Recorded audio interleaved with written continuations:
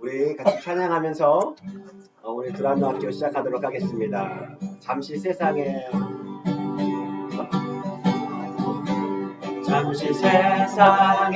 내가 살면서 항상 찬송 부르다가 날이 저물어 오라 하시며 영광 중에 나아가리 열린 천국 내가 들어가 세상 짐을 내려놓고 빛나며 유만 받아 쓰고서 주와 함께 길이 사니 눈물 골짜기 넘으면서 나의 갈 길 다가는 후에 주의 품 안에 내가 안기려 영원토록 살리로다 열린 천국은 내가 들어가 세상 짐을 내려놓고 빛나며 유만 받아 쓰고서 주와 함께 길이 사니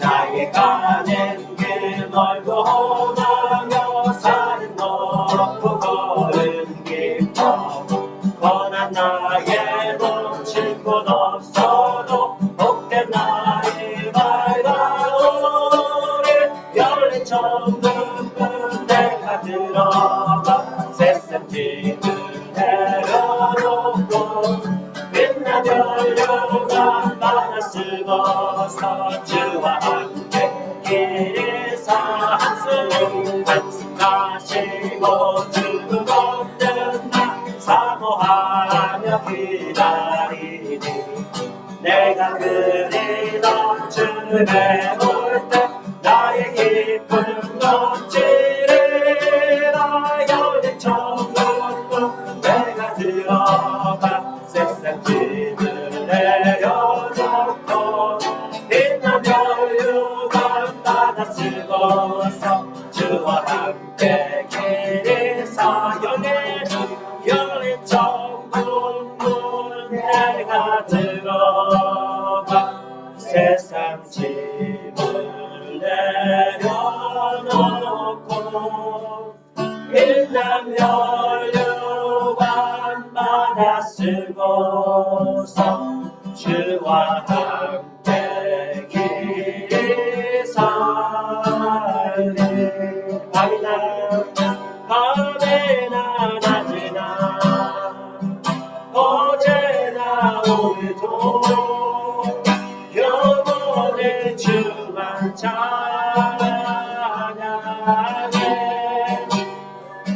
괴롭고 슬플 때 낙망하여 넘어져도 언제나 주만 찬양하겠네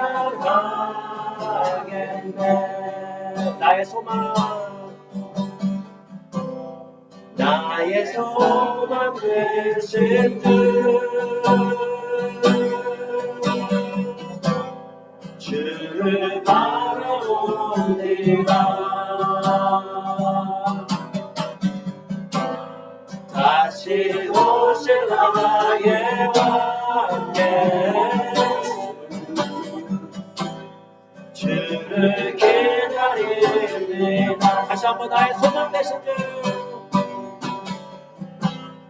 나의 소망 되신 주 주를 바라봅니다 다시 오실 나의 왕 예수 주를 기다립니다 밤이나 낮이나 어제나 오늘도 영원히 주만 찬양해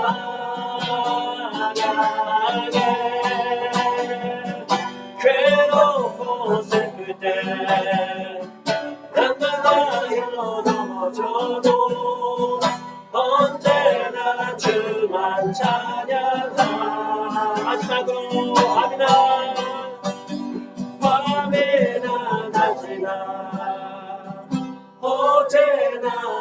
오늘도 영원히 주만 찬양해.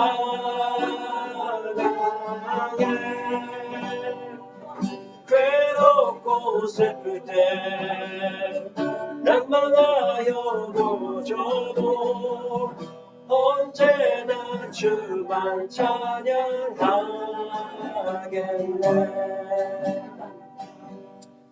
우리에게 호흡이 있는 동안 주님을 찬양하며 살아가길 원합니다. 찬양하는 백성으로, 또 주님을 위한 백성으로 창조해 주신 주님의 마음에 흡족한 인생을 살아가는 우리들이 되게 하여 주십시오. 오늘 두란노 학교 시간을 통하여서 우리 삶을 향하신 주님을 향한 주님의 마음을 우리 더욱 깊이 알게 하여 주시옵소서라고 우리 같이 한번 이 시간 같이 기도하도록 하겠습니다.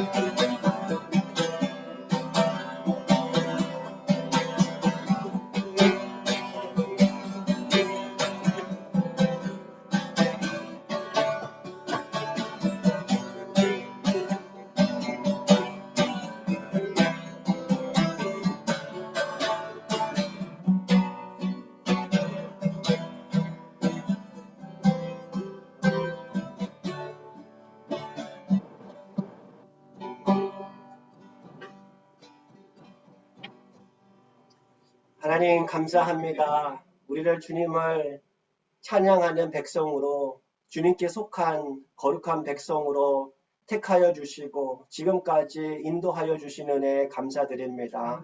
오늘도 주님의 말씀을 듣기 위하여서 주님 이 자리에 함께 나올 수 있도록 하나님 우리의 마음을 이끌어 주시니 감사드립니다. 바쁘고 분주하고 때로는 황망한 경험을 할 때가 있는 세상이지만 주님의 말씀 안에서 소망을 갖는 영원한 소망을 갖고 살아가는 우리 믿음의 백성들 되게 하여 주시옵소서. 또한 이 시간 함께하여 주시는 주님으로 통하여서 우리에게 주시는 그 말씀 듣게 하시고 깨닫게 하시고 그 말씀에 힘을 얻게 하여 주시고 살아가면서 주님을 찬양하는 주님의 백성으로 살아갈 수 있도록 주님 도와주시옵소서. 함께하여 주실 것을 믿고 예수 그리스도의 이름으로 감사하며 기도드립니다. 아멘. 네. 우리 같이 하나님의 말씀 같이 읽도록 하겠습니다. 고린도 후서 4장 16절에서 18절까지 말씀 같이 보겠습니다. 고린도 후서 4장 16절에서 18절까지 말씀입니다. 고린도 후서 4장 16절에서 18절까지 말씀 같이 우리 한 절씩 같이 교독하도록 하겠습니다.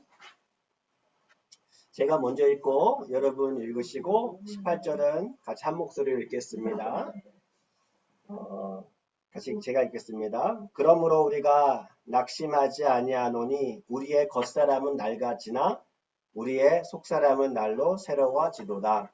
우리가 잠시만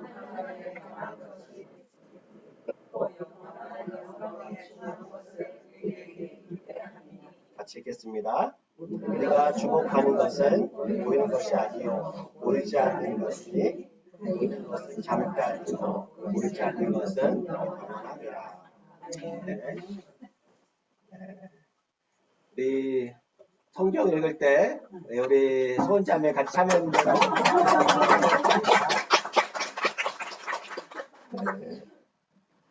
반갑습니다. 우리 뱃속에 있는 아기까지 환영해요.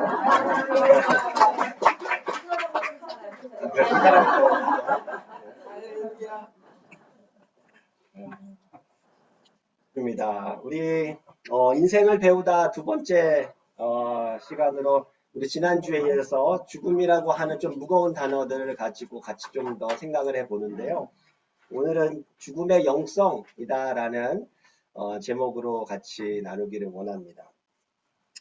특별히 들어가는 질문 가운데 제가 이렇게 적어봤습니다.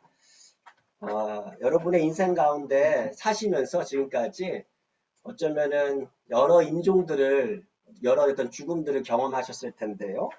특별히 혹시 이 나의 삶 가운데 이 장면이 되게 좀 독특했다, 좀 특별하게 기억이 된다 하는 그런 인종들이 있으신가요? 한 번쯤은 있을 것 같아요. 이게 사시다 보면은요. 혹시 어떤 것들이 딱 떠오르시던가요? 혹시? 저는 남편을 생각하면 있잖아. 남편이 말을 못했거든. 완전히 2년 동안 말을 못했어요. 그래가지고 이제 기전에 집에서 죽는 전에 제가 이래 싸우면서 이야기를 하면 있잖아요. 이 나를 보는 게 아니고 그 위에를 봐. 위에를 봐. 내 생각 지금 뭔가를 보고 있구나 싶은 거 있잖아요. 그런데 그게 막 무서워가지고 그런 게 보는 게 아니고 있잖아지. 호기심이랄까 있잖아지. 뭔가 그런 걸 보고 있는 듯 했어요. 제 눈에는, 제 생각에는. 그게 항상 이래 마음에 와요. 저는요, 두 가지 특이한 그거를 한 예술을 안 했어요.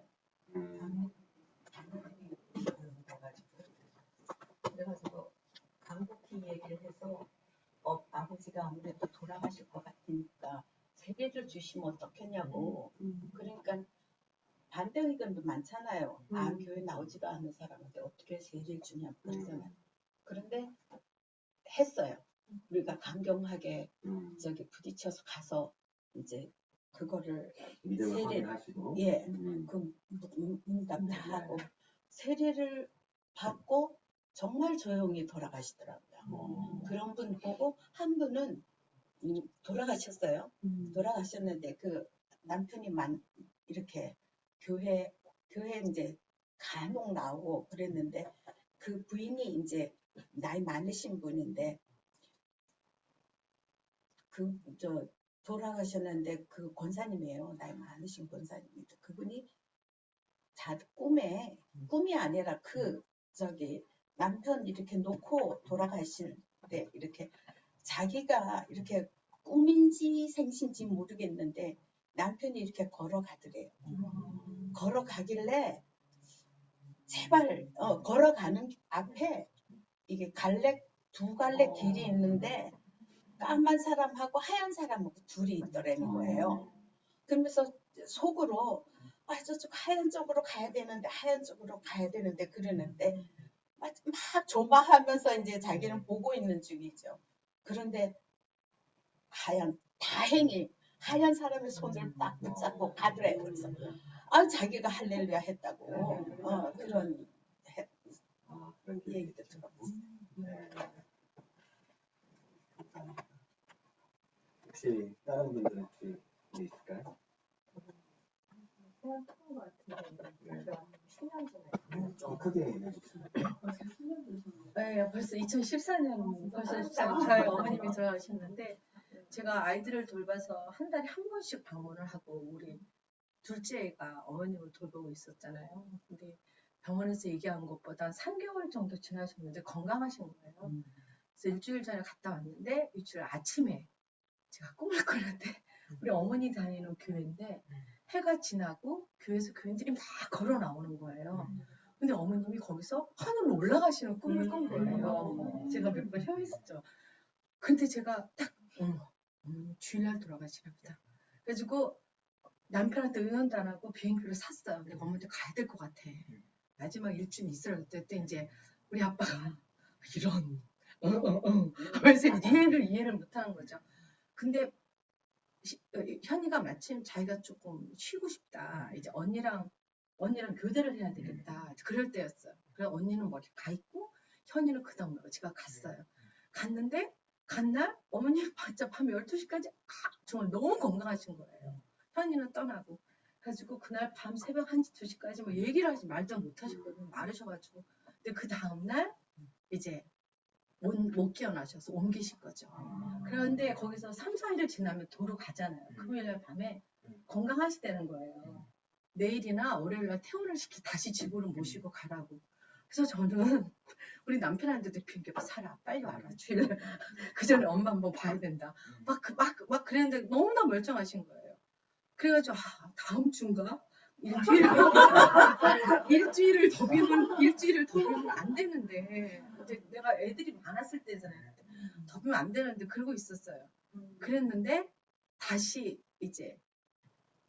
기억을 잃으시는 거예요. 그래도 주일날 아침에 또 일어나신 거죠. 목사님께 전화를 드렸어요. 예배를 좀 드렸으면 좋겠다.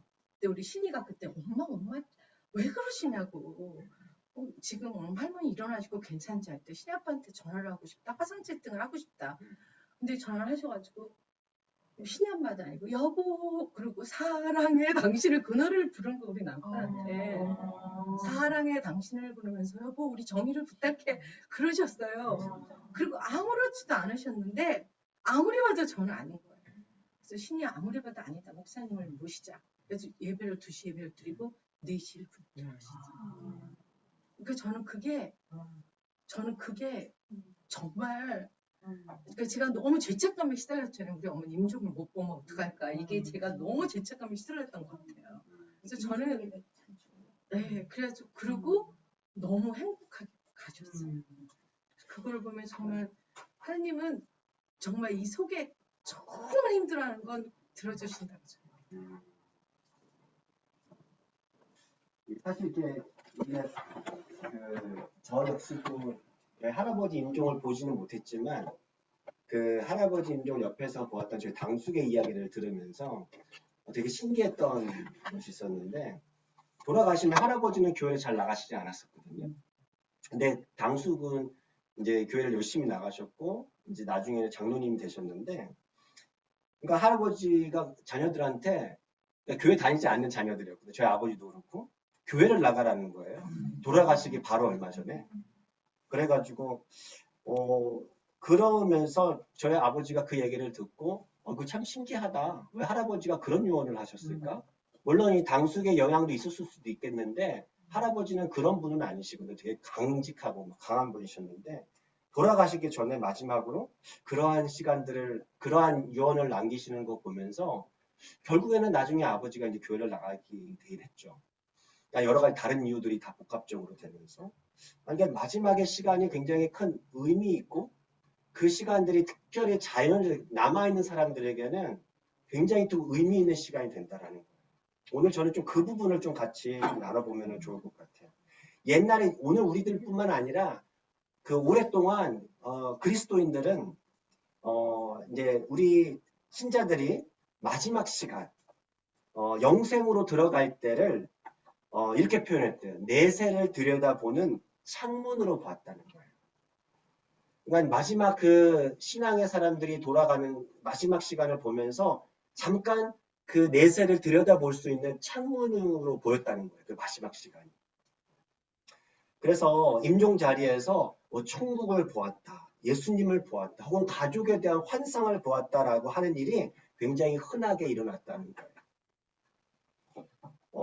이러한 그 경험은요. 사랑하는 가족의 그 죽음을 지켜보는 남아있는 사람들에게 믿음을 더 주고 또 소망을 주면서 굉장히 위로와 또 슬픔을 좀 누그러뜨릴 수 있는 그런 역할을 해주었다는 거예요.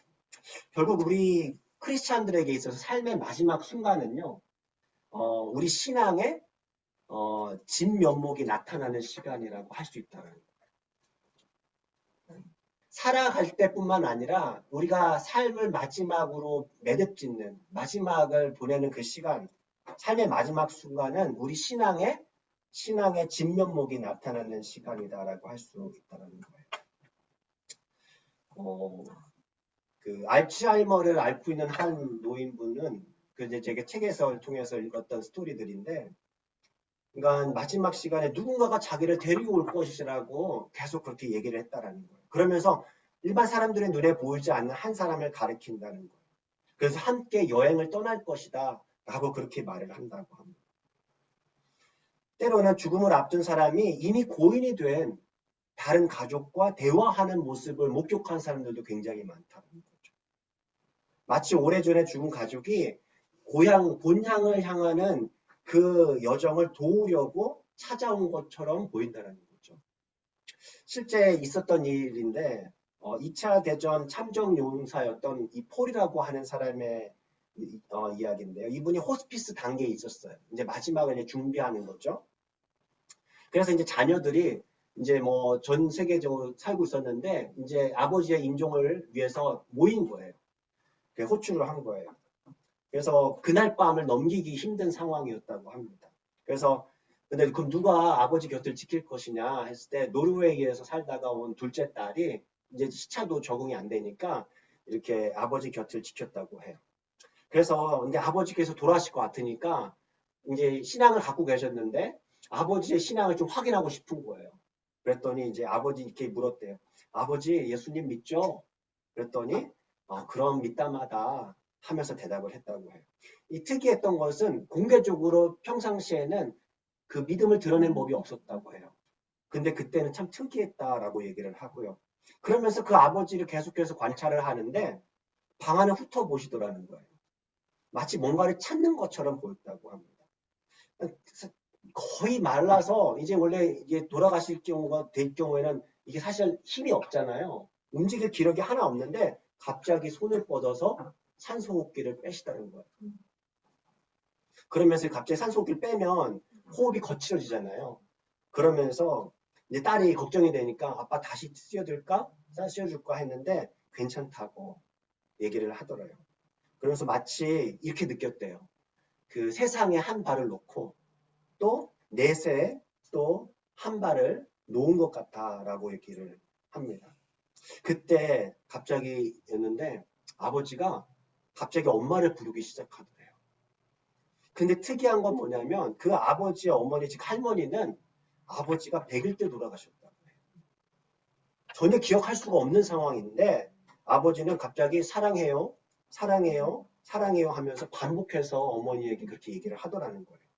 그러면서 주변을 둘러보시더니 누군가를 쳐다보았대요. 그래서 이제 딸이 자고 있는 다른 가족들을 다 깨운 거예요. 이제 아버지가 돌아가실 때가 됐나 보다 하고.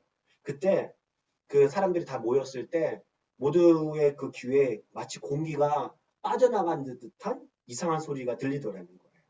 마치 이렇게 느꼈대요. 아버지에게서 생명을 막 빨아내는 소리 같아. 그렇게 소리 같았다고 얘기를 합니다. 그 광경을 목격했던 그 딸의 이야기는 이래요. 이렇게 얘기합니다. 우리는 정말 연약한 그릇에 불과해요. 하지만 이 사건은 제게 엄청난 희망을 줬어요. 아버지의 죽음을 목격한 이후로는 천국이 있다는 사실을 조금 더 의심하지 않게 되었어요. 이 특이한 건, 중요한 건 뭐냐면요.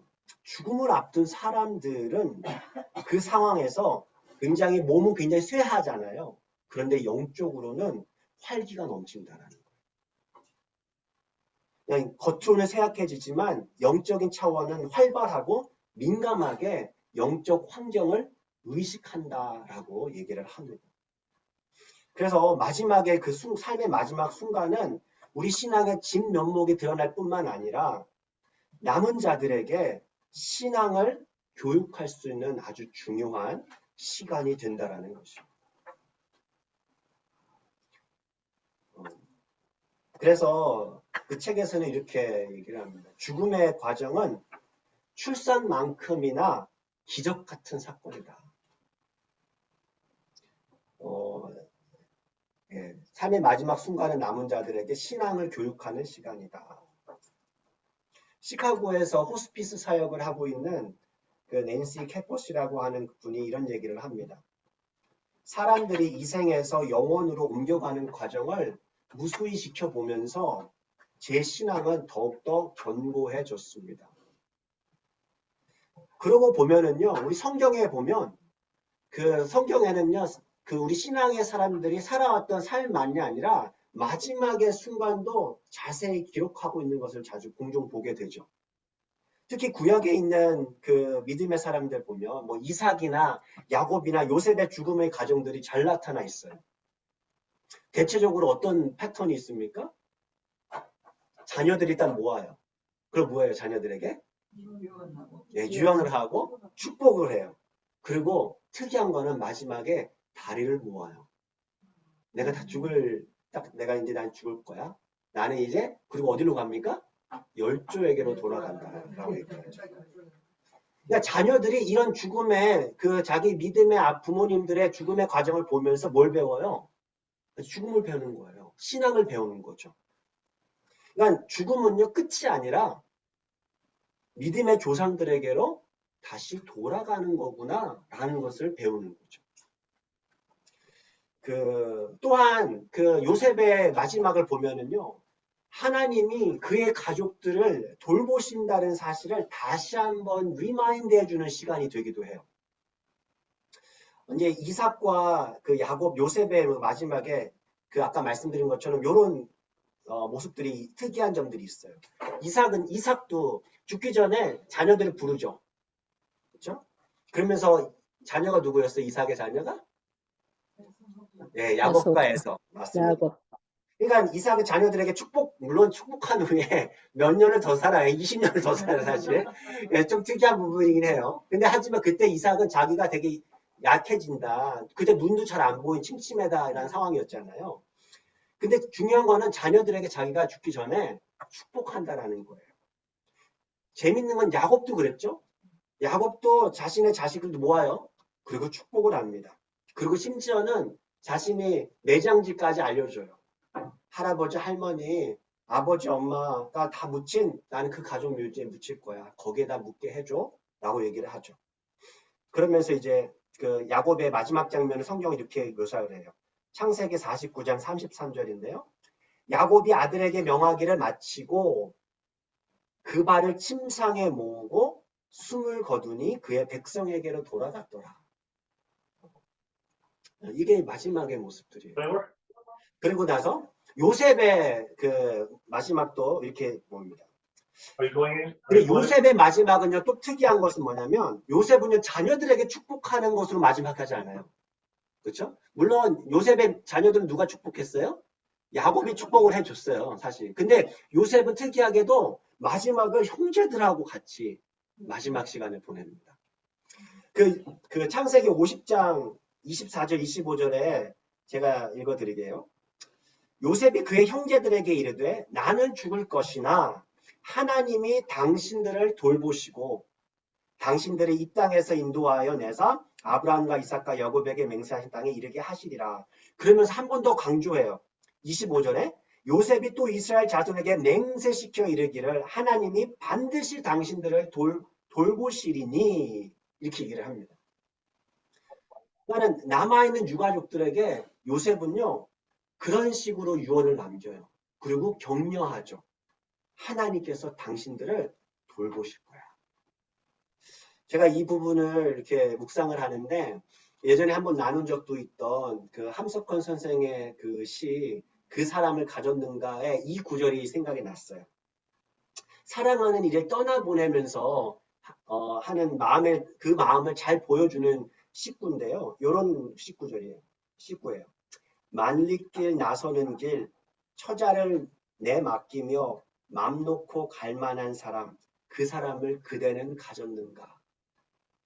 네, 다시 한번 만리길 나서는 길 처자를 내맡기며 맘 놓고 갈 만한 사람 그 사람을 그대는 가졌는가. 이 식구를 읽으면은요 어떤 생각이 듭니까?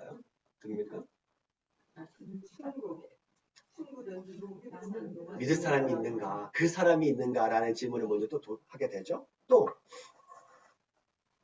생각해보면 나는 누구에게 그러한 사람인가? 라는 것도 생각해보게 됩니다. 하지만 이걸 좀 신앙적으로 우리가 좀 더 적용을 해보면 마치 요셉이 남은 유가족들에게 해주었던 말처럼 과연 우리는 하나님을 향한 믿음이 있는가? 하나님께서 남은 가족들을 비록 나는 내가 이제 챙겨줄 수는 없지만 남은 가족들을 돌보실 것이라는 그 믿음이 우리에게 있느냐라는 질문을 던지기도 합니다. 사도 바울은요, 그런 믿음을 가지고 있었던 것 같아요. 그래서 오늘 말씀처럼, 오늘 읽었던 말씀처럼 고백하지 않습니까? 우리가 낙심하지 아니하노니 우리의 겉사람은 낡아지지만 우리의 속사람은 날로 어떻다고요? 새로워하신다. 18절의 말씀에 그래서 우리가 주목하는 것은 뭐래요? 보이는 것이 아니요. 보이지 않는 것이니 보이는 것은 어떻다고요? 잠깐이요. 보이지 않는 것은 영원. 바울은요.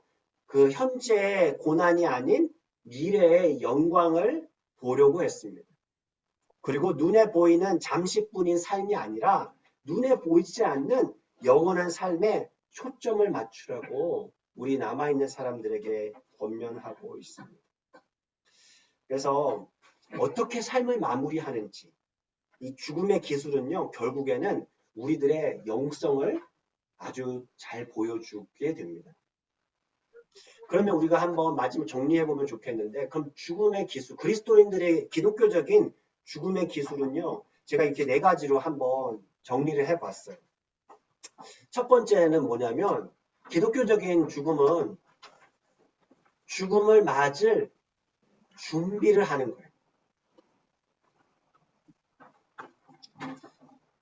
죽음을 맞을 준비를 한다는 것이 무슨 말인가? 이 얘기는 이런 거예요. 우리는 자꾸 죽음을 거부하면서 죽음과 자꾸만 싸우려고 하는가? 아니면 죽음을 하나의 과정으로 생각하고 그것을 받아들이는 것, 준비하고 있는가라는 거예요. 성경에 보면 죽음을 하나의 자연스러운 과정이다라고 얘기를 많이 하죠. 흙으로부터 와서 흙으로 돌아가는 인생이다. 그리고 히브리서 9장 27절 말씀에 뭐라고 합니까? 한 번 죽는 것은 사람에게 정하신 것이다. 그 후에는 심판이 있을 것이다.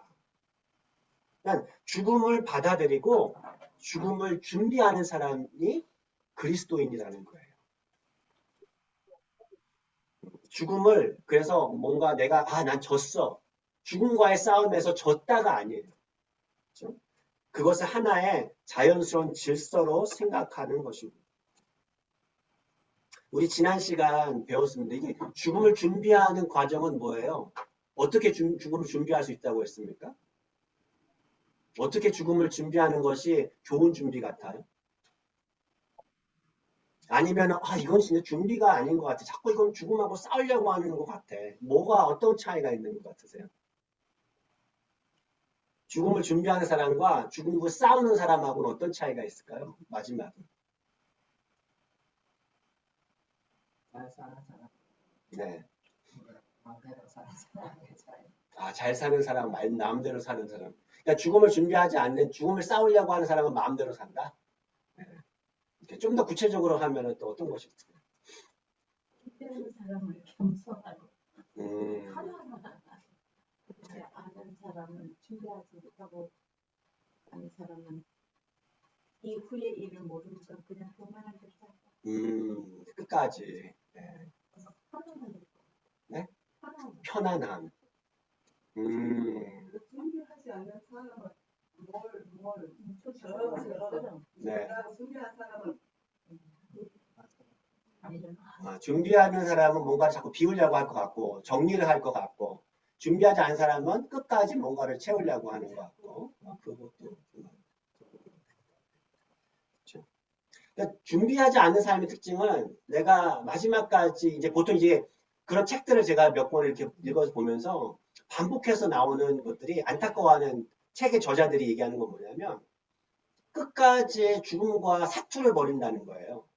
그러니까 그것을 이제 폄하하는 건 아닌데 어떤 그것보다 대체적으로 마지막이 있음을 알고 인정을 하고 정리를 하는 거가 더 아름답게 마무리한다라고 보는 거예요.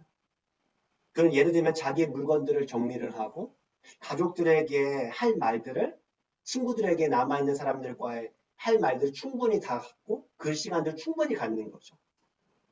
그러면 언제 갈지 모르니까. 언제 갈지 모르니까.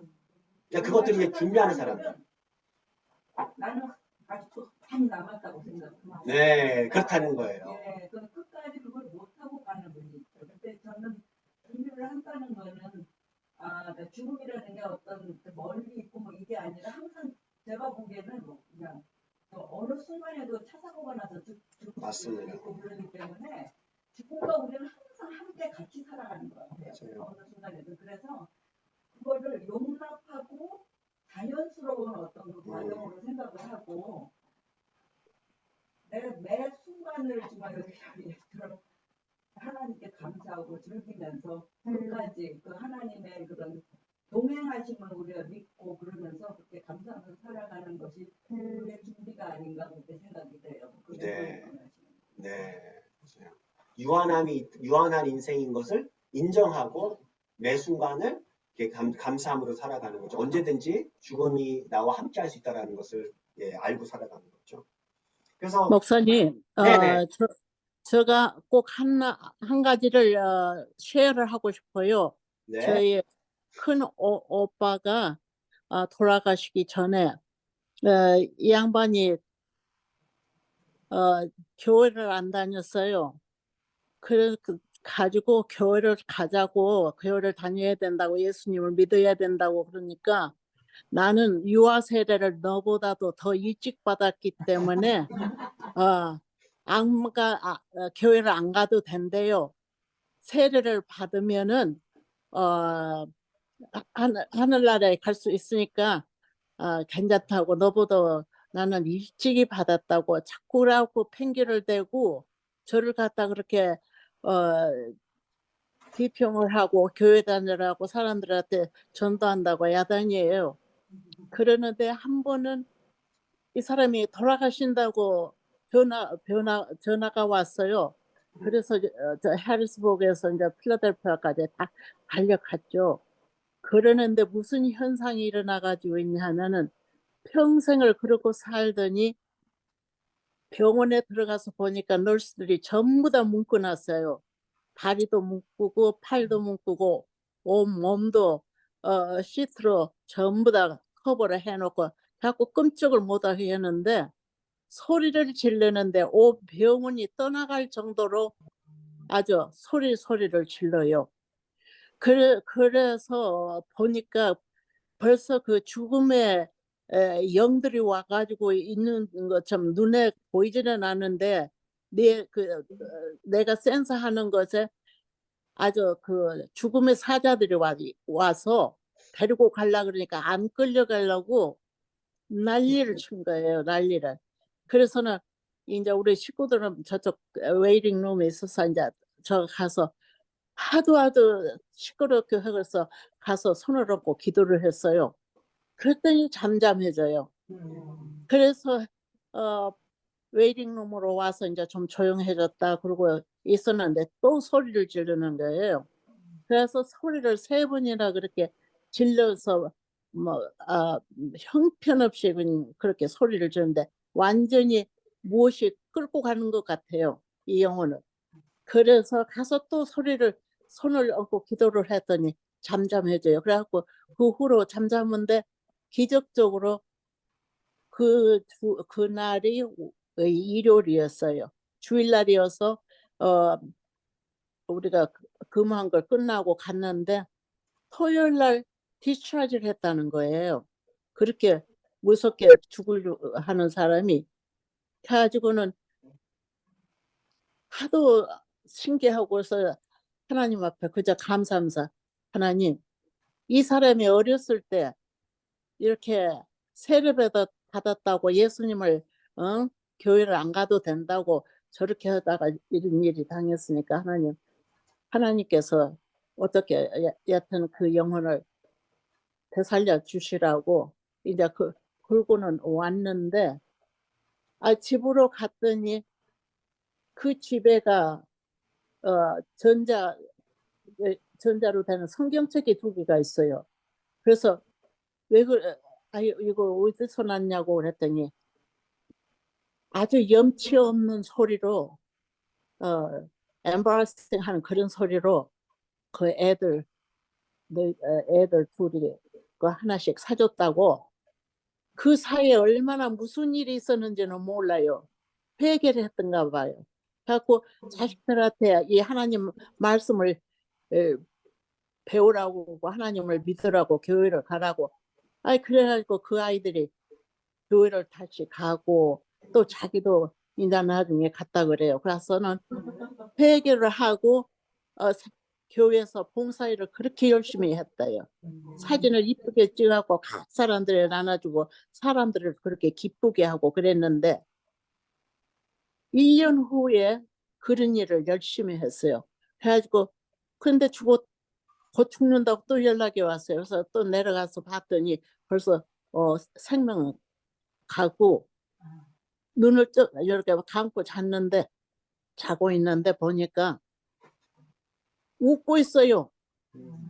이 웃음의 얼굴이 있어요. 그래서는 아니 이 사람이 회개를 얼마 해나 하늘나라에 들어가는가 보다고 오신 목사님하고 얘기를 이제 했는데 그렇게 우리가 죽는 순간에 참 하나님을 그렇게 디나이 했던데도 하나님이 그 시간을 주셔서 회개하는 시간을 주셔가지고 하늘나라에 들어가신 것 같아요.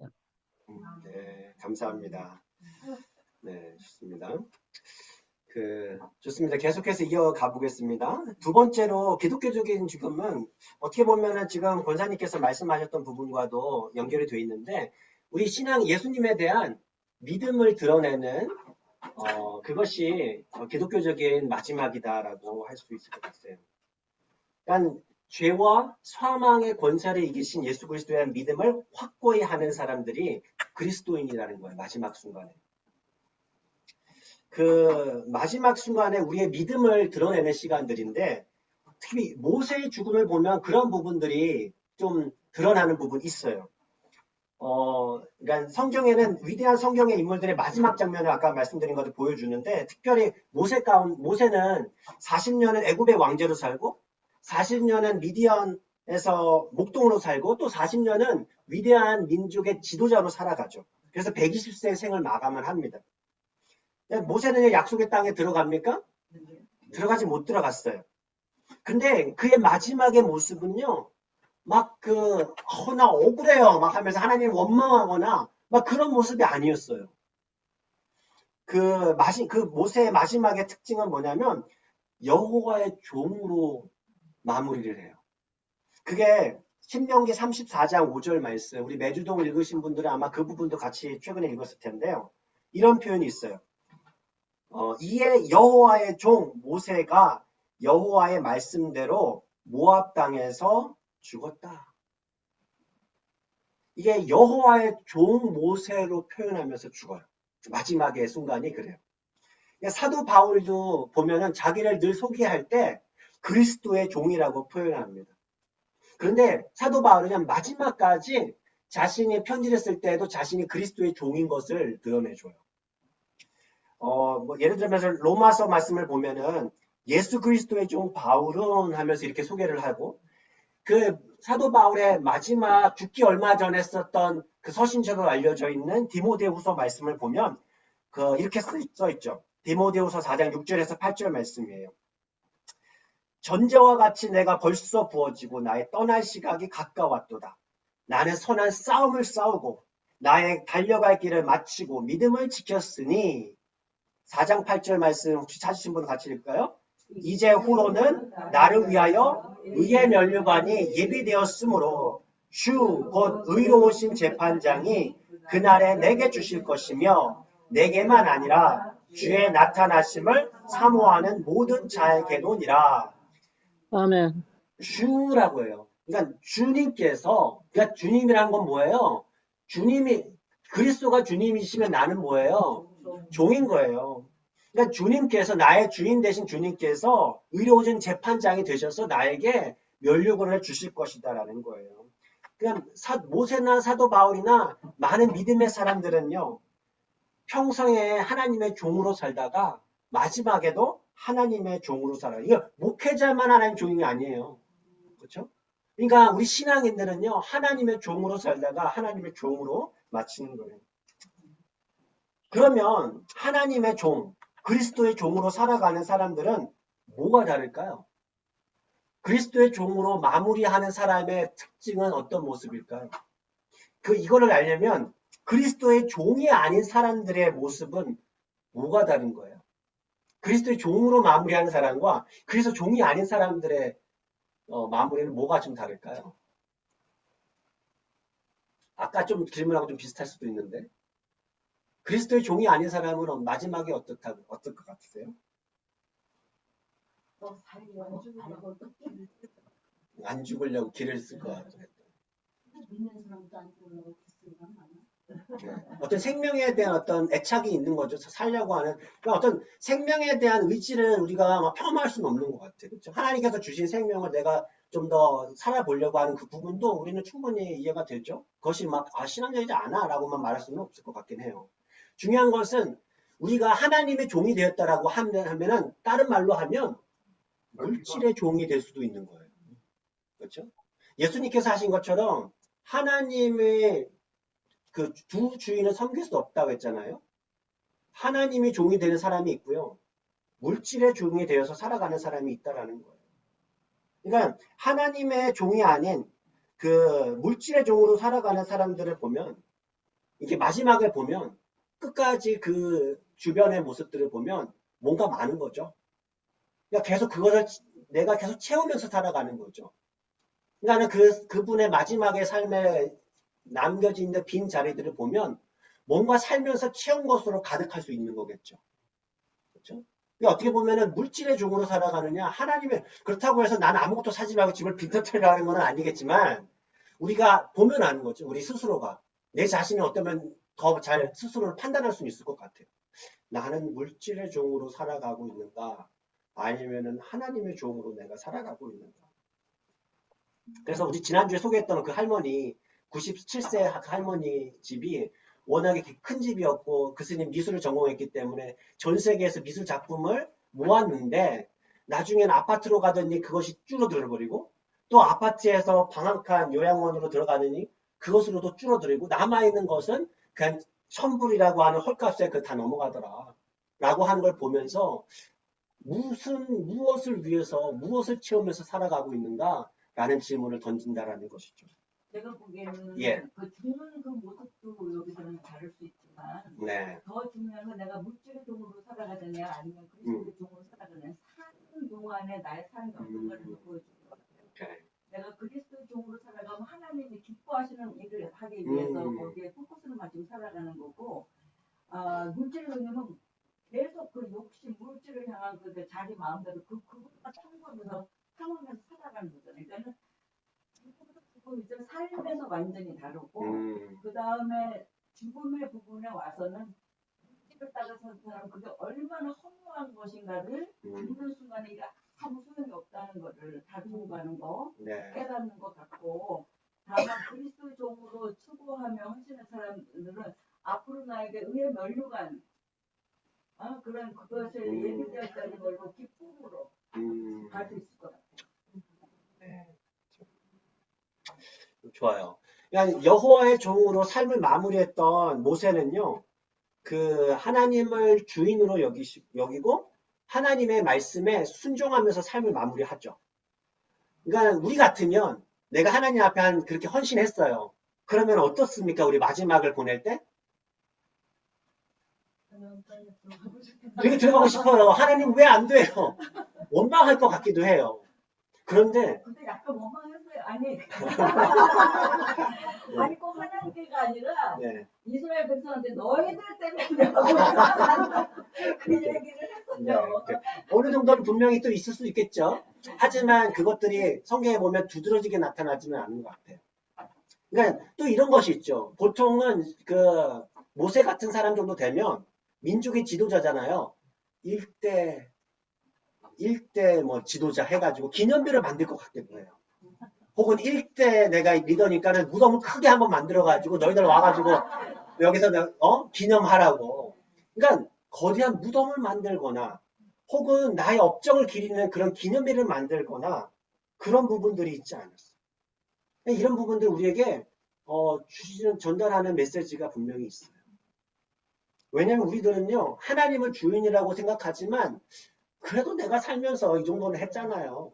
하는 것들이 자꾸 그런 게 있잖아요. 네. 하지만 그리스도의 종, 하나님의 종으로 살아간 사람은 오직 주인 대신 하나님께 온전히 쓰임받다가 마지막까지 그 하나님의 종으로 마무리하는 인생이었다. 네, 좋습니다. 세 번째, 그 기독교적인 중음은 이렇게 볼 수 있어요. 남아있는 사람들, 가족들과 친구들에게 유언과 격려의 말을 남긴다라는 거예요. 유언과. 네, 그래서 저 위에 있는 두 번째는요, 우리가 질문을 이렇게 던지는 거죠. 나는 누구의 종으로 살았는가? 그런 질문을 던지고. 그 세 번째는요, 그래서, 유언과 격려의 말을 남겨요. 그러니까 그 건강한 죽음은, 그 아름다운 죽음은 혼자서 어떤 죽음과 분투하면서 하는 것이라기보다는 좀 더 공동체적인 의미를 가질 때 좀 더 아름답고 의미 있는 죽음이다라고 얘기를 합니다. 그래서 그 자녀들이 됐던, 아까 요셉처럼 형제들이 됐던, 지나왔던 삶의 응어리들을 좀 풀고, 그렇죠? 그리고 지나온 삶에 대해서 감사함을 나누고, 또 남아있는 이들에게 요셉이 했던 것처럼 하나님께서 여러분들을 지키실 거예요. 돌보실 것이에요. 라고 하면서 맡기는 거죠. 그렇게 신앙적으로 격려하는 마무리. 그것이 우리 기독교적인 마무리가 아닌가라는 생각을 해보게 됩니다. 그래서 마지막의 모습은요, 남아있는 사람들에게 영적인 깨우침을 주는 시간이 될 때가 굉장히 많아요. 특히 다윗의 마지막을 보면은요, 이렇게 열왕기는 시작을 하는데요. 다윗 왕이 나이가 많아 늙었다. 그러니까 다윗이 이제 위대한 다윗이었지만 다윗 역시도 하나님의 때가 되었을 때는 인생의 겨울을 맞이하게 되는 거예요. 그렇죠? 근데 다윗의 위대함은 그의 삶만이 아니라 마지막에서도 나타나는데 자신을 이어서 이제 왕이 될 솔로몬에게 유언을 하죠. 이렇게 얘기를 합니다.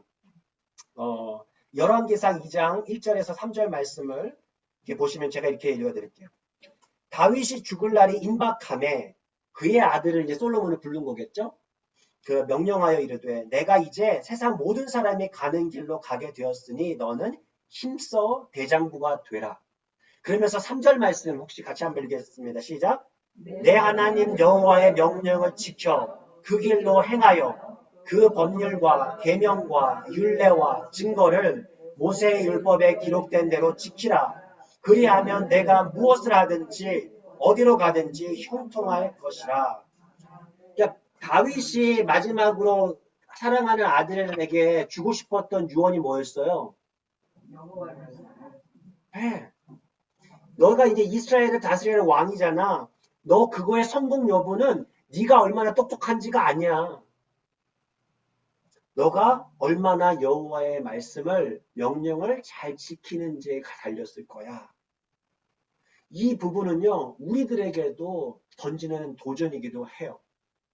우리가 마지막 떠날 때 남아있는 사람들에게, 특별히 사랑하는 가족들에게, 자녀들에게 무엇을 말해주고 싶으세요? 무엇이 진짜 인생의 성공이야? 라고 말해주고 싶으신가요?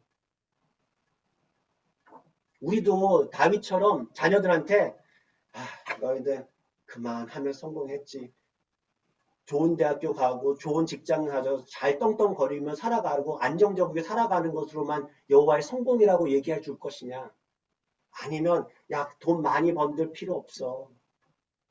아무리 명예를 갖는 거 필요 없어. 그거는 언젠가 허망할 거야.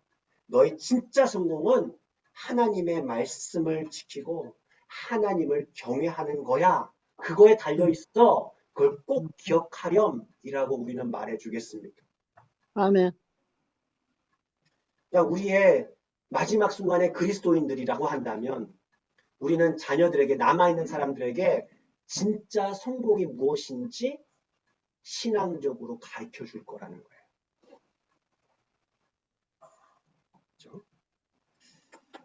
당신의 인생의 진정한 성공 무엇인가라는 질문을 던지는 게 우리 기독교적인 죽음이라고 할 수 있고요. 마지막은요, 다가올 삶을 뭘까요? 준비는 앞에 위에서 한번 했고, 네, 밑에서는 기대한다. 그러니까 이게 믿음을 가지고 있는 사람과 믿음을 갖고 있지 않은 사람의 결정적인 부분이기도 하죠. 믿음이 없는 사람은요, 왠지 좀 두려울 것 같죠. 그러니까 내가 열심히 나 혼자 살았어. 열심히 재밌게 살았어. 하고 싶은 거 다 하며 살았는데 이제 끝났단 말이에요. 배터리가 다 닳았어요. 방전이 됐어요. 근데 이제 마지막을 이제 맞게 된다니까 그거가 어떤지 모르겠는 거예요. 그것이 진짜로 성경에 말하는 것처럼 천국이 있을까? 지금 우리가 말씀 나눴던 것처럼 정말 마지막에 그런 경험들을 나도 하게 될까? 나는 믿음이 없는데 좀 불확실한데 어저께 저희 아이가 큰아이랑 얘기를 하는데 사실은 요즘에 나누고 있는 주제가 죽음이야 얘야 하면 얘기하니까 자기가 그런 얘기야. 아빠 그래도 요즘에 그래도 내 신앙이 많이 좋아진 것 같아. 예전에 하나님에 대한 게 관계가 조금 약간 잘 믿어지지 않았는데 그래도 좀 더 요즘에는 친해진 것 같아 하나님하고. 막 그런 얘기를 하면서 이제 그런 얘기를 하더라고요. 그러니까 마지막 시간 만약에 죽음을 갖는다고 하더라도 그거에 대해서 조금 더 이게 자신 있을 것 같아 라는 거예요. 사실 우리는 두려움이 있죠. 마지막 순간을 가질 때. 왜냐하면 나는 하나님에 대한 믿음이 없으니까 마치 끝날 것 같으니까. 이 마지막이라고. 하지만 기독교인들은 하나님을 믿는 사람은 오늘 사도 바울이 말한 것처럼 이 잠깐 보이는 이 삶이 아니라 눈에 보이지 않는 영원한 삶이 있다는 것을 믿으며 살아가기 때문에 그 삶을 기대하는 거죠. 가장 결정적인 차이가 나죠. 그래서 다가올 삶을 기대하는 거예요. 예수님께서 마지막의 삶을 마지막 십자가에서 돌아가시면서 어떻게 얘기하셨습니까? 아버지여, 내 영혼을 아버지 손에 부탁하나이다. 그러니까 아버지를 신뢰하는 신앙의 고백인 거죠. 마지막 순간에. 다윗도 아무리 위대한 인생도 마지막에 잠시 우리 삶이 잠시 아침에만 있는 이슬과 같은 존재인 것을 깨닫게 되는 거죠. 죽음의 자리는 누구에게나 동일하게 찾아옵니다. 그럼에도 믿음의 사람들의 인생은 결코 무의미하지 않다라는 것을 성경을 가르쳐줘요. 왜 그러냐면 우리 그리스도인들은 어디서부터 왔는지 그리고 어디로 가는지 그것을 정확하게 가르쳐주고 있기 때문에 알고 있기 때문에 그렇다라는 거예요. 그래서 성경은 다윗이 죽었다라고 얘기하지 않죠. 뭐라고 얘기합니까? 네, 다윗은요 비슷한데요. 조상들과 함께 누웠다라고. 이 함께 누웠다라고 하는데 누웠다라고 하는 말에는요 잠자기 위해서 눕는 거예요. 그러니까 성경에 보면 누웠다, 잠들었다. 스데반 집사도 순교할 때 잠들었다라고 얘기하죠. 그게 왜 그래요? 다른 삶이 있으니까. 예, 깰 때가 있다라는 거예요. 깰 때가. 그래서 사도 바울이 고린도전서 15장 27절 이렇게 얘기하죠. 그러나 이제 그리스도께서 죽은 자 가운데서 다시 살아나사 잠자는 자들의 첫 열매가 되셨다. 첫 열매가 되니까 그 다음 열매도 열리는 거죠. 그렇죠? 그러니까 그때 깰 때는 하나님을 뵐 것이다. 아름다운 본향에서 영생의 복락을 누리게 될 것이라고 성경은 가르쳐 줍니다. 이게 재밌는 게 그것은 우리 크리스찬들만 고민하는 게 아니에요. 평생을 하나님을 믿지 않았던 사람들도 고민을 많이 합니다. 마지막 시간에. 대표적인 사람 중에 하나가 혹시 그 삼성의 창업주가 누구죠? 네, 이병철 회장이 자신이 죽을 날을 앞두고 굉장히 그런 심적으로 영적으로 고민을 많이 했다고 해요. 혹시 들으셨나요? 그래서 이제 24가지 질문을 적었어요. 인생에 대해서, 신앙에 대해서. 뭔가 자신이 굉장히 많은 것을 가졌는데 이제 그것을 이제 두고 가려고 하니까 그 앞으로의 삶이 궁금했던 거겠죠. 걱정이 되는 거겠죠. 그래서 종교계 많은 지도자들에게 던지고 싶었던 거예요, 질문들을. 그래서 한 카톨릭 신부님과 약속도 잡았어요. 그래서 그런데 그 신부님과 약속을 잡았는데 만남이 성사되지가 않았어요. 왜 그랬냐면 그 병이 급속히 진행이 되면서 일단 이제 별세를 해버린 거죠. 그래서 만나지는 못했다고 해요. 근데 그분이 남겼던 질문들은 남아있어요. 이런 질문들입니다. 여러 개, 24가지 중에 몇 개만 제가 읽어드릴게요. 신의 존재를 어떻게 증명할 수 있는가? 신은 인간을 사랑했다면 왜 고통과 불행과 죽음을 주었는가? 예수는 우리의 죄를 대신 속죄하기 위해 죽었다는데 우리의 죄는 도대체 무엇인가? 인간이 죽은 후에 영혼은 죽지 않고 천국이나 지옥으로 간다는 것을 어떻게 믿을 수 있나? 신앙이 없어도 부귀를 누리고 악인들 중에는 부귀와 안락을 누리는 사람이 많은데 신의 교훈은 도대체 무엇인가? 성경에 부자가 천국에 가는 것을 낙타가 바늘구멍에 들어가는 것이라고 비유했는데 그럼 부자는 악인이란 말인가? 굉장히 그럴듯한 질문들 아닙니까? 여러분 이런 질문들을 들으면서 어떤 생각이 혹시 드나요? 하나님은 영혼을 사모하는 마음을 하나님께 주셨다. 아, 영혼을 사모하는 마음이 있구나. 갑자기 영혼을 왔을 때 이런 정말 이런 거를 갑자기 생각하지 않았을 텐데 주위에 있는 직원들이나 그 사람들이 그랬어요. 하는 거예요. 이렇게 나이가 들어서 이런 생각을 할 수 있는 분은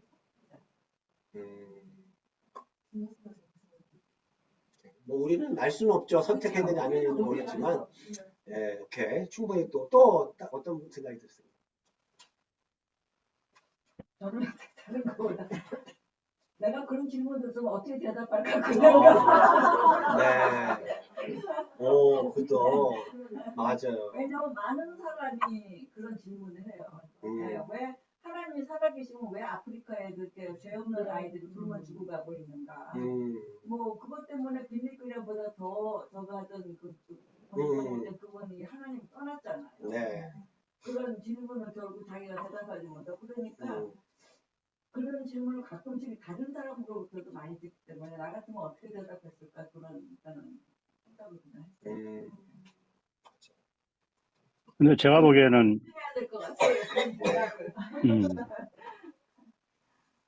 네. 제가 보기에는 이제 그 사람 그런 질문들을 지금 이제 여러 그 질문들이 이제 해주는 부분이 있는데 그 부분은 제가 이제 한 가지로 제가 이제 문득 생각난 거는 예전에 이제 제 친구가 저보고 야, 너 왜 저 하나님 그 뭐 교회 가서 그 예수님 믿고 그러냐? 예, 그렇게 질문을 한 적이 있어요. 그래서 제가 뭐라고 대답했었냐면 그때 한번 그런 적이 있습니다. 너는 그 주님을 그러니까 우리 주님을 안 믿고 사는 세상에서 사는 사람이 그 한계가 있다. 나는 그 주님을 안 믿고 사는 세상도 살아보고 주님을 믿는 세상을 지금 살고 있지 않느냐. 나는 양쪽을 다 알고 있다. 그런데 주님을 믿고 사는 게 더 훨씬 좋기 때문에 난 그렇게 살아가는 거다. 근데 너는 그거를 모르지 않느냐. 한쪽 세상만 살지 않느냐. 그러니까 그거를 너무 이 성경 하나님이 주시는 말씀이나 철학이나 뜻과 이거를 너무 모르고 하는 질문을 하는 얘기죠. 그러니까 그 속에 다 답이 있는데 안타까운 거죠. 오케이. 네. 네, 좋습니다. 네. 맞아요. 우리가 어떻게 보면은 그러한 어쩌면 평상시에도 그런 생각을 갖고는 있었을 것 같아요. 근데 삶의 마지막에 시간이 되니까 좀 더 그 질문이 긴박하게 다가오지는 않았을까? 예. 그게 진짜 사실이면 어떡할까? 라는 생각도 아마 하지 않았을까라는 생각도 우리가 해보게 돼요. 그러니까 죽음을 준비한다라는 것은요. 이렇게 우리가 정리해보면 좋겠어요. 단지 삶의 내 공간들만을 정리하는 것만은 아닌 것 같아요. 죽음을 준비한다는 것은요. 죽음을 이후를 시작한다라는 것을 의미해요. 그 죽음 이후의 죽음 이후의 그 삶을 시작한다라는 의미를 가지고 있어요. 예. 그래서 우리는요, 난 이제 죽음의 끝이야 라고 하는 흔히 말하는 많은 어르신들의 그런 신앙이 없는 사람들의 그런 말이 아니라 나 이제 여기 끝나면 새로운 삶을 준비할 거야. 마치 우리 중학교 졸업하면은 고등학교의 삶이 시작이 되고, 고등학교 졸업하면 이제 끝이 아니라 대학교의 삶이 시작이 되고, 대학교 삶이 끝나면 이제 사회생활이 시작이 되는 것처럼 삶도 마찬가지라고 성경은 이야기해 준다는 거예요. 그것이 마지막 우리가 기독교적인 마지막이다라는 거죠. 빌그램 목사님하고 65년 해로했던 그 루스 그램 사모님의 소천회 때 그 모습을 제가 종종 나눠드리기도 했었는데, 그때 빌그램 목사님께서 이런 얘기를 했었죠. 천국에 들어갔을 때 제 아내는 그 큰 환영 만찬을 갖게 될 것이라고 믿는다. 난 그러면서 이렇게 얘기하죠. 죽음은 이사를 하는 것과 같다. 그러면서 이렇게 얘기를 해요. 당신도 언젠가는 빌리그램이 죽었다는 소식을 듣게 될 것입니다. 하지만 그날 나는 정말 살아내게 될 것입니다. 방금 이사를 했을 뿐이거든요. 뭐냐면요. 세상의 사람들은 시신을 땅에 묻으면서 끝났다고 하지만 그의 무덤은 그리스도인들에게 막힌 무덤이 아니라는 거예요. 영생으로 통하는 무덤이라는 것이죠. 그 땅에서 나그네로, 이 땅에서 나그네로 그리스도의 제자로 하나님의 종으로 살아가는 사람은요. 자신을 위해 이미 예비되어 있던 영원한 본향집으로 들어간다라는 사실. 그것이 성경이 우리에게 주시는 약속이라는 거예요. 그것을 소망하면서 다가올 미래를 소망하면서 살아가는 그리고 삶을 마무리하는 사람들이 바로 그리스도인이라는 것입니다. 우리 같이 한번 기도했으면 좋겠습니다.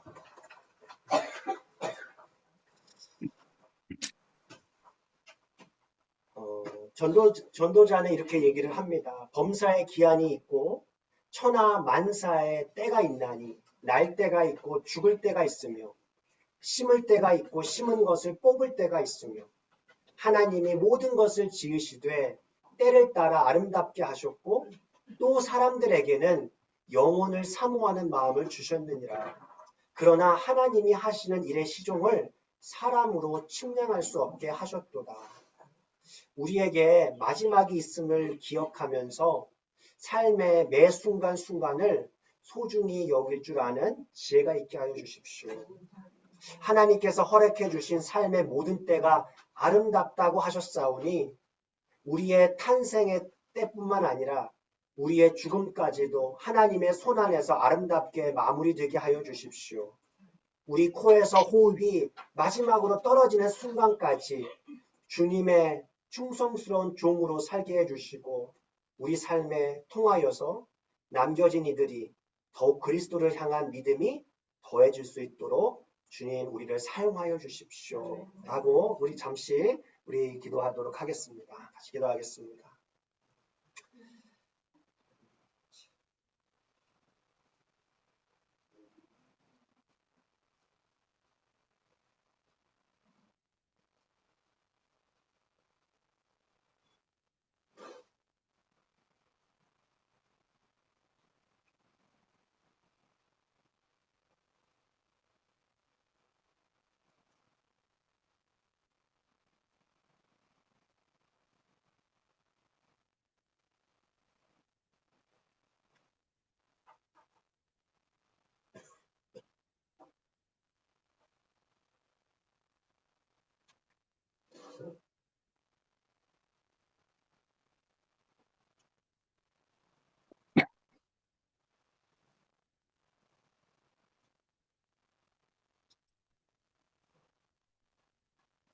하나님, 우리 삶의 처음과 마지막이 되어주셔서 감사합니다. 우리 삶 가운데 날마다 주님 동행하여 주시고 그리하여 우리가 주님의 말씀을 배우며 주님의 말씀에 우리의 삶을 살아내며 때로는 넘어지고 때로는 좌절하고 때로는 낭망하고 낙심하나 우리 안에 주님께서 함께 하여 주시고 또 이 삶 이후에 우리를 예비해 주신 영원한 삶이 있기에 생명의 면류관이 있기에 하나님 이 땅에서 우리에게 맡겨진 삶 하루하루 충실히 살아내는 우리 믿음의 사람들이 다 되게 하여 주시옵소서. 하나님을 경외하는 것, 하나님의 말씀을 듣는 것, 하나님을 예비하며 살아가는 것, 하나님 그것이 우리 생애 진정한 성공인 것을 기억하고 하나님 우리 자녀들에게 참된 하나님 안에서 성공이 무엇인지 가르쳐 줄 줄 아는 믿음의 부모들이 될 수 있도록 주님 도와주시옵소서. 우리 삶 가운데 동행하시는 주님, 우리의 호흡이 끊어지는 그때에도 하나님께서 함께하여 주시고 아름답게 해주실 것을 믿고 또 주님을 의지하며 예수 그리스도의 이름으로 기도드립니다. 하늘에 계신 우리 하늘에 계신 우리 아버지여, 기쁨을 받으시오며 마옵시고 나라의 마음, 뜻이 하늘에서 뜻이 이루어진 것 하늘에서 이룬 것 같이 같이 땅에서도 땅에서 이루어지이다. 이루어지이다. 오늘날 우리에게 일용할 양식을 주옵시고 우리가 우리에게 죄 지은 자를 사하여 준 것 같이 우리의 죄를 사하여 주옵시고 우리를 시험에 들게 하지 마옵시며 다만 악에서 구하옵소서. 내게 나라와 권세와 영광이 아버지께 영원히 있사옵나이다. 아멘. 아멘. 감사합니다. 수고하셨습니다. 감사합니다.